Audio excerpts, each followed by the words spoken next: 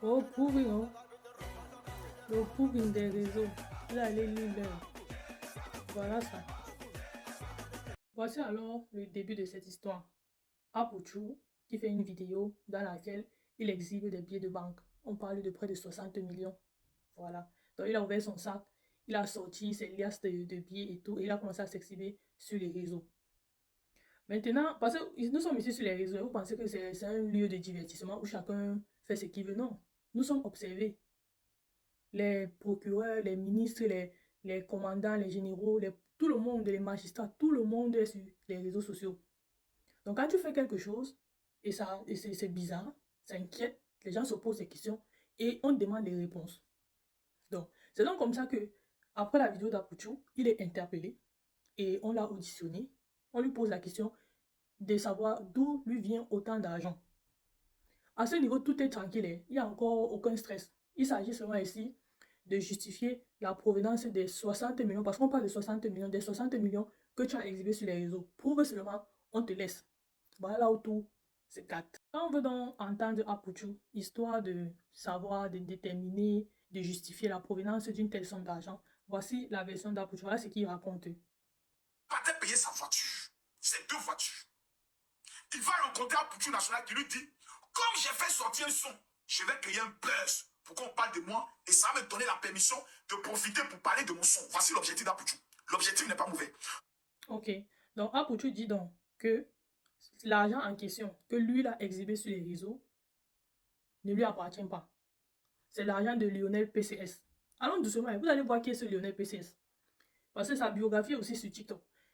Il dit que l'argent en question ne lui appartient pas, c'est l'argent de Lionel PCS. Lionel PCS va acheter ses deux voitures estimées à 60 millions. Et en cours de route, il s'est arrêté chez Apuchu parce que ce sont des amis. Apuchu lui dit donc que, comme moi, je veux bientôt sortir mon son, j'ai envie de créer un buzz autour de ma personne pour captiver l'attention. Comme ça, dans le buzz, là, j'injecte mon nouveau son. Donne-moi donc ton argent, je vais faire la vidéo. C'est comme ça qu'il prend l'argent de Lionel PCS. Il fait dans la vidéo qui est l'élément déclencheur de tout ce que vous voyez là. Donc, Apuchu dit devant les autorités que ce n'est pas son argent, c'est l'argent de Lionel PCS et que lui va acheter la voiture. Voilà ce qu'il dit. L'usurpation d'identité se révèle quand on commence à enquêter en profondeur sur l'achat de la voiture en fait. On commence à regarder qui est l'acheteur, à quel nom sont les papiers du véhicule, quelle est même la voiture, la même sort d'où en elle-même en fait. Est-ce que c'est une voiture volée? Est-ce que c'est un revendeur? Est-ce que c'est lui le propriétaire et tout? Donc on commence à enquêter en profondeur sur la voiture que Lionel a dit vouloir acheter. Voilà donc ça. Ils ont demandé à Lionel où est l'argent. Lionel dit il a pris pour acheter la voiture. Tu vois? Avec qui tu as acheté la voiture? Il a montré Fofana. Et sur la carte grise de la voiture, la carte grise ne porte pas le vrai nom de Lionel.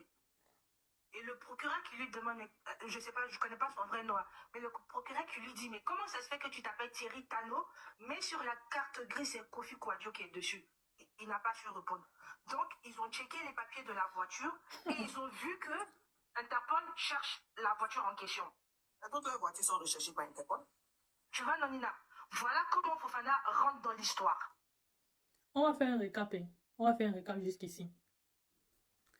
Apuchu expose 60 millions sur une vidéo TikTok. Je crois que c'était TikTok. On l'interpelle. On lui demande de justifier la provenance d'une telle somme d'argent. Il dit que ce n'est pas son argent, que c'est l'argent de Lionel PCS. On appelle maintenant Lionel PCS. On demande à PCS que l'argent, si c'est pour qui, ça sort d'où, qu'est-ce que tu fais avec autant d'argent? Est-ce que tu peux justifier l'origine des fonds? Il dit que c'est son argent, que lui, il travaille, il gagne son argent grâce aux paris sportifs en ligne. On passe se renseigner on peut poser des questions à l'entreprise de paris sportifs en question. Eux, ils affirment qu'ils n'ont jamais donné 5 francs à ces garçons. Maintenant, on avance. On dit maintenant à Lionel PCS, tu as acheté la voiture chez qui?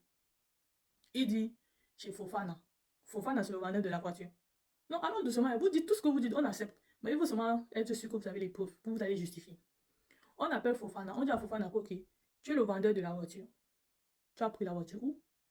Les papiers de la voiture sont à quel nom? Et en qualité de quoi tu vends une telle voiture?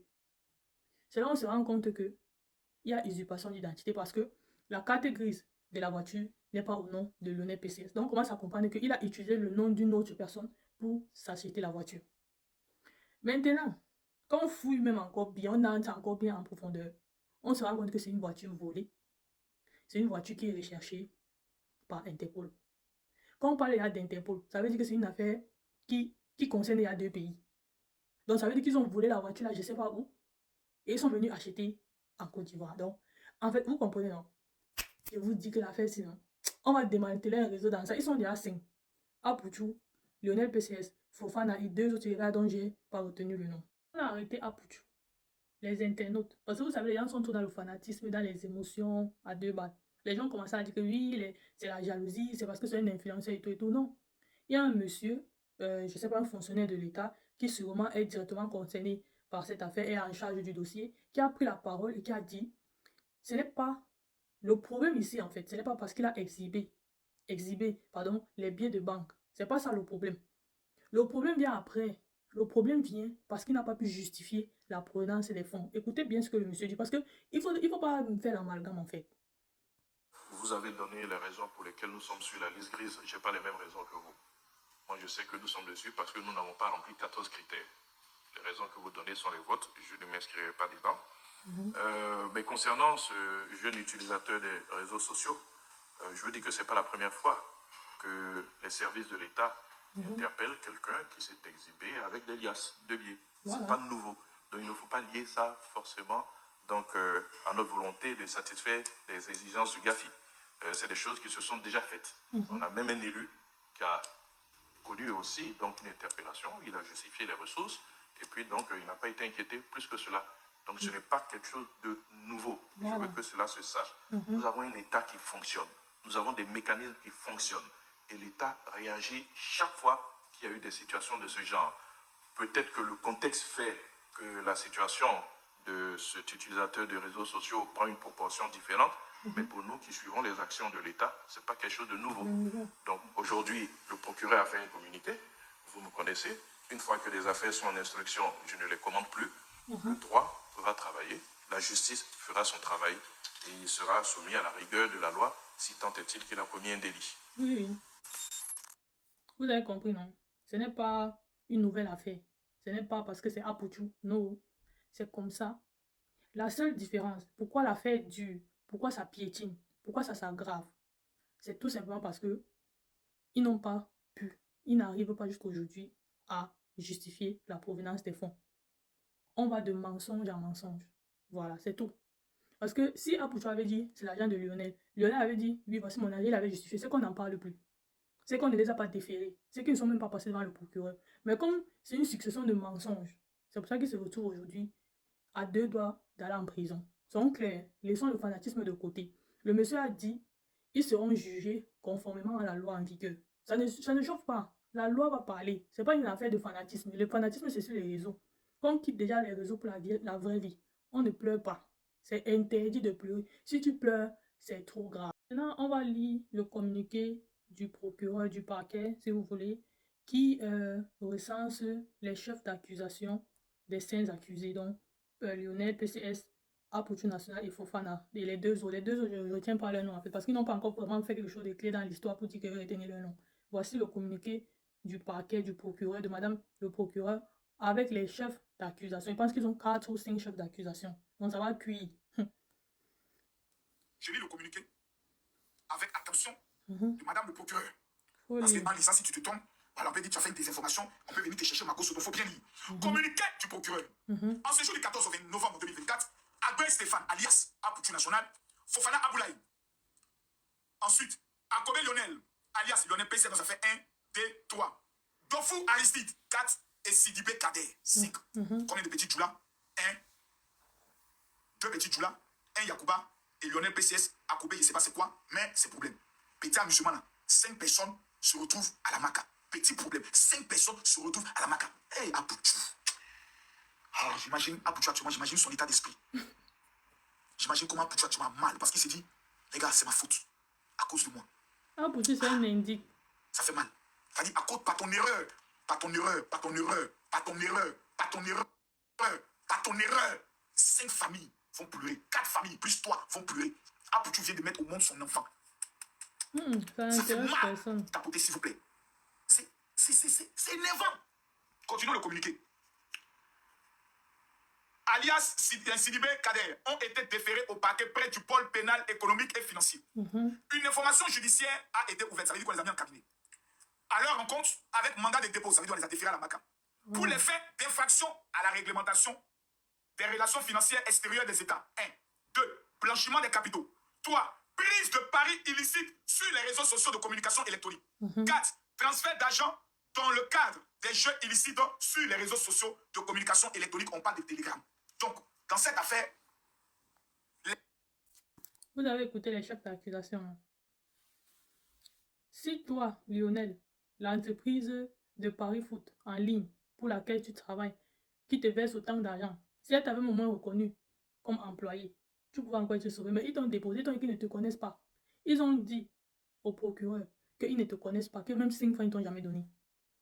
Donc ton affaire, c'est un blanchiment d'argent. Oui, c'est un blanchiment d'argent. Parce que dans une vidéo, là, on se pose la question que, mais autant d'argent, pourquoi tu ne gardes pas ton argent en banque? Pourquoi tu marches toi avec je sais pas, avec les sacs d'argent? Pourquoi? Quand l'argent est clair, propre et justifiable, on met à la banque. Les gens qui, méfiez-vous des gens qui marchent avec les liasses, avec l'argent en espèces. Méfiez-vous. Quand quelqu'un marche beaucoup avec l'argent en espèces, il a quelque chose à cacher. C'est un argent qu'il ne peut pas aller mettre en banque. Parce que quand tu vas aller mettre en banque, on va te demander de justifier. Tu ne peux pas. Tu marches avec tout ton argent. Ta maison est remplie. Quand on est entré chez Lionel pour faire une perquisition, on a fouillé la maison. On a trouvé l'argent partout. Dans les tiroirs, la chambre. Il dit que partout où tu peux cacher quelque chose, l'argent était là-bas. Affaire à suivre. Discute père. C'est que Apoutou a dit là, c'est ce qu'on a noté. On avance. Avant de continuer, il faut d'abord que vous présentez le petit qu'on appelle Lionel PCS. Parce que c'est un gamin. Hein. Quand vous allez entendre Lionel PCS qui marche avec les liasses de 60 millions, et tout, vous allez croire que c'est un vieux. Non, c'est un enfant. Écoutez. Devenu milliardaire. L'histoire de Lionel PCS intrigue et fait grand bruit. Ce jeune homme très discret, suivi par des centaines de milliers d'abonnés sur ses réseaux sociaux, a réussi à conserver son anonymat pendant un moment. Sur ses profils, aucune photo ne révèle clairement son visage. Cependant, une vidéo publiée par Apoutou a brisé ce mystère, mettant son identité sous les projecteurs. Aujourd'hui, Lionel PCS fait face à de graves accusations. Selon les informations fournies par les autorités, il est soupçonné de blanchiment d'argent et d'usurpation d'identité. Âgé de moins de 22 ans, il possède une villa estimée à plus de 200 millions de francs CFA en grès, ainsi que plusieurs voitures de luxe. Lors des perquisitions, les enquêteurs auraient découvert des sacs remplis d'argent, ainsi que de grosses sommes dissimulées dans des tiroirs et des meubles. Interrogé sur l'origine de ces fonds, Lionel aurait expliqué qu'il s'agissait de revenus provenant de jeux en ligne, une justification qu'il avait également partagée sur les réseaux sociaux via une publication relayée par Apoutou. Toutefois, la société de jeux concernée a rapidement démenti, affirmant ne lui avoir versé aucun montant. D'où viennent donc ces importantes sommes d'argent? Pourquoi ne sont-elles pas déposées en banque? Autant de questions auxquelles les magistrats cherchent à répondre. L'enquête se poursuit, laissant planer un voile de mystère autour de cette affaire. Vous avez compris, non? Vous avez compris. Le petit qu'on appelle Lionel PCS là, il a 22 ans. Il a les voitures de luxe. Il vit dans une villa en grès d'une valeur de 200 millions de francs. Vous comprenez, non? Moi, je vous dis que Apoutou, c'est un indique. On s'est servi d'Apoutou pour attraper le gars. C'est seulement les gens, on l'avait dans le collimateur, mais on ne savait pas qu'on va le prendre. Donc, le gars a 22 ans. Et vous allez remarquer, pour ceux qui sont sur les réseaux, beaucoup d'influenceurs, de TikTokers ivoiriens se baladent avec les codes de ce gars. Ils sont toujours, oui, beaucoup d'influenceurs, TikTokers ivoiriens ont les codes de ce gars pour doubler, tripler, quadrupler leur mise des jeux de Paris Foot. Toujours, ça avec le nom du gars. Vous allez entendre Lionel PCS, il est très fort dans les codes. C'est lui. Donc, quand on lui demande donc tout cet argent, tu prends où, papa? Il dit que ça vient des jeux, des paris sportifs en ligne.